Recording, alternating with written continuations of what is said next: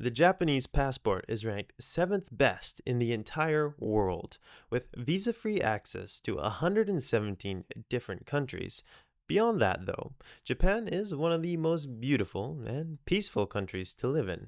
So, how difficult is it to obtain a Japanese citizenship?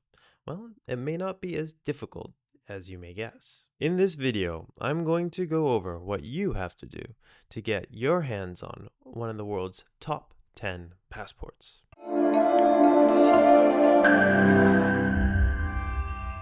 Hello, my name is Tristan, the Yonderpreneur. I am a man on a mission to find self-sovereignty. What does self-sovereignty mean? It means geographic and financial freedom. Part of geographic freedom means having lots of options in terms of travel. So, having a strong passport or passport combination is ideal for people looking for this geographic freedom. The Japanese passport, like I said in the beginning of this video, is one of the best passports in the entire world, with visa-free access to the EU Schengen area, Canada, Australia, New Zealand, the United States, almost all of Latin America, including Venezuela, which is really rare, Iran, and a visa on arrival for Russia. The only major country you're missing with a Japanese passport is visa-free access to China. So, what does it take to get a Japanese passport? Well, it's not as difficult as other passports in the top 10. Well, the first thing that you have to do to get a Japanese passport is pretty straightforward. You have to live in Japan. If you have a valid business visa or work visa, it will take you a minimum of 5 years of living in Japan to be able to apply for Japanese citizenship, or 3 years if you're married to a Japanese citizen. Oh, and please note that student visas, although they can be extended for a number of years, do not actually count towards citizenship. It has to be something like a marriage visa, a work visa, or business visa to be able to count towards your citizenship. Also note that you cannot have a criminal record while living in Japan. If you do criminal activities, you will not be accepted as a Japanese citizen. So if you're doing something worse than speeding, I recommend looking for other passport options. If you wish to be a Japanese citizen, you also have to have an income.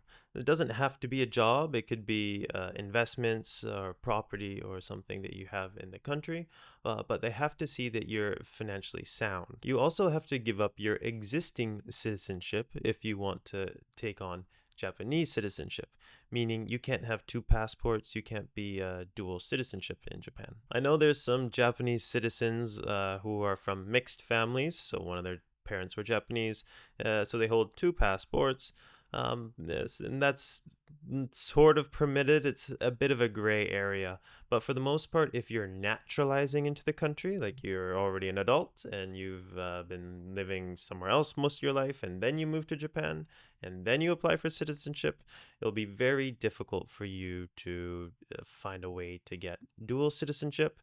There is a stipulation in the Japanese citizenship law where it says if there's laws in your original country of citizenship that does not permit you from renouncing your citizenship, then you can take on Japanese citizenship and still have your old one. For example, Argentina does not allow you to renounce its citizenship, so you could probably find people out there who hold both Argentine and Japanese citizenship, just because of this little gray area or loophole in the law. It may not say it in the actual citizenship law, but it is reported that you do need to be able to speak and write in Japanese to be able to be accepted as a Japanese citizen. As someone who has been living in Japan for almost a year now, learning Japanese is very difficult. Speaking and writing. After a year here, I can get by with speaking. I didn't put as much effort as I should have into learning Japanese. I'm not sure if I did, I would be a little bit further along. But yeah, and it's not an easy language to learn whatsoever, especially if you're coming from a Latin language or a German language like English. It's not easy. Maybe if you're coming from China, or it wouldn't be too bad. But yeah, it's difficult for English speakers. So, on top of all these rules and conditions that you have to follow to get Japanese nationality, there is one final decider, and that is the Japanese Immigration Bureau. If the Japanese Immigration Bureau doesn't want to give you Japanese citizenship for whatever reason, they don't have to. Even if you followed all the rules, all the conditions, you speak Japanese like a native, you made that your business, you made multi-million dollars in the country. If you have some reason that the Japanese Immigration Bureau wouldn't want to give you citizenship, they don't have to. It's up to them. And it's very likely that this process will take you longer than 5 years. But it is possible. I know ethnically Indian, Pakistani, European people who have gotten Japanese citizenship.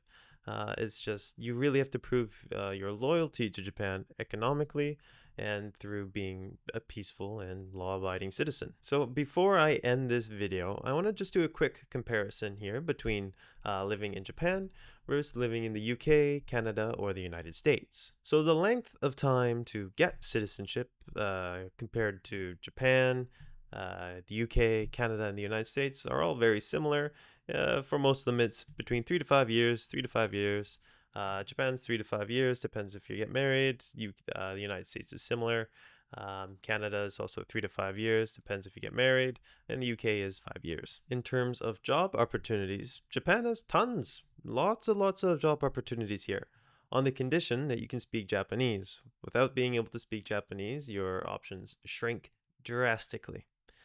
But it beats Canada and the UK in that regards, where not a whole lot of job opportunities available in those countries anymore. The cost of living in Japan is also way, way, way, way better than the United States, Canada, or the UK. All of these countries, Canada, the UK, United States, and Japan, are all pretty awful when it comes to taxing their citizens, meaning the taxes are quite high. I'm just going to talk about the highest tax brackets in these countries.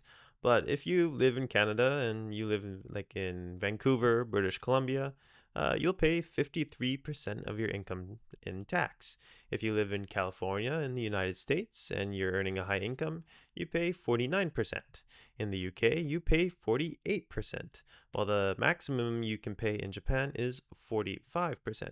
So they're all not great. Now, although these taxes are all very high and very close together, Japan is still the winner here, not because it has the lower tax, which it does slightly, but because you actually get a lot more for your tax dollars in Japan. Japan actually has one of the best healthcare systems in the world.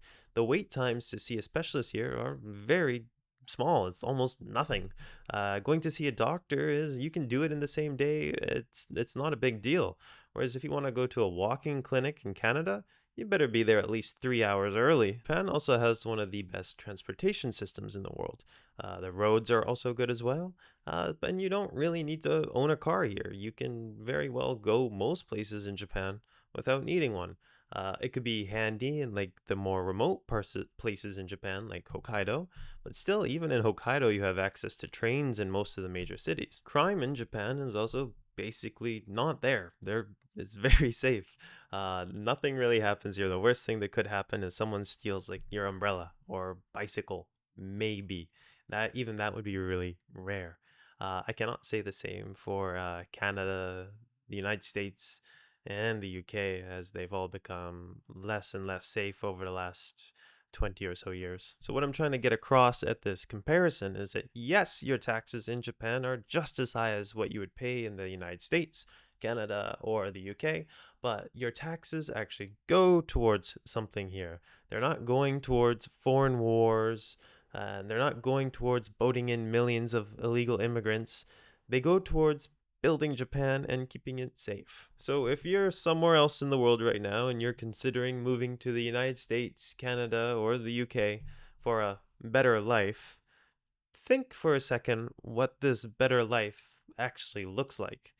It might just be the case that Japan would be a much better option. That's it for this video. Thank you for watching. Let me know in the comments below if you would be willing to give up your citizenship to take on a Japanese citizenship. Anyways, that's all. Thank you for watching, and I'll see you in the next video. Oh, like and subscribe.